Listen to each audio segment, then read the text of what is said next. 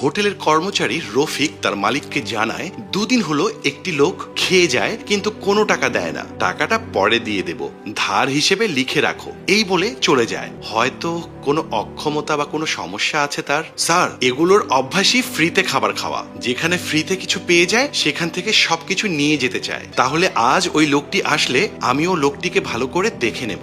লোকটি যথারীতি আগের 2 দিনের মতো চলে আসে। এই বয়সে এসেও যদি মানুষ বাটপারি করে তবে কাকে কি বলবো। অন্য দিনের মতোই লোকটি খাবার অর্ডার করে। সে কি অর্ডার করেছে? রুটি, ডাল আর সবজি। স্যার, এই লোক আগের 2 দিনও একই খাবার অর্ডার করেছিল।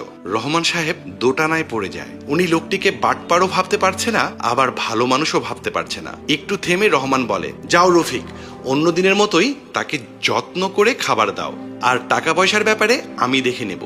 খাবার শেষে লোকটির কাছে রফিক বিল চাইতে যাওয়ার আগেই লোকটি নিজ থেকে বিল কাউন্টারে চলে আসে। সেখানে হোটেলের মালিককে বলে, আমার কত টাকা হয়েছে?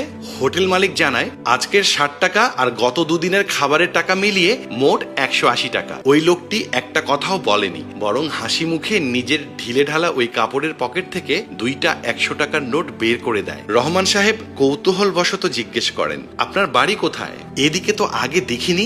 আমার বাসা আগে এখানে ছিল না, এখনো এখান থেকে অনেকটা দূরেই আমার বাসা। তাই কোনোদিন ক্লান্ত থাকলে বাসায় যেতে পারি না, আর এজন্যই আপনার হোটেলে এসে খেয়েছিলাম, কিন্তু তখন পকেটে টাকা ছিল না। আজ বেতন পেয়েছি, তাই আজ ইচ্ছে করেই বাসায় না গিয়ে এখানে এসেছি খেতে, কারণ আপনার এই হোটেলে আমি গত 2 দিন টাকা ধারে খেয়েছি। রহমান সাহেব এই লোকটির ব্যক্তিত্ব দেখে মুগ্ধ হয়ে যান। উনি নিজেকে আটকে রাখতে পারেননি, তাই বলেই ফেলেন, আপনার ছেলে মেয়ে নেই? এই বয়সেও আপনি কাজ করছেন? আমার ছেলে মেয়ে স্ত্রী সবাই আছেন, আর আমার ছেলে মেয়ে কিংবা আমার বউ আমাকে কাজ করতে বাধা দেয়। ওরা আমাকে বসিয়ে খাওয়াতে চায়, কিন্তু আমার আবার বসে বসে খেতে ভালো লাগে না। যতদিন এ শরীর চলবে নিজের উপার্জনে খাবো, ফ্রি খাবার আমার পেটে সয় না। তখন রহমান সাহেব বুঝলেন লোকটির অপারগতার জন্যই আগে ধারে খেয়েছে।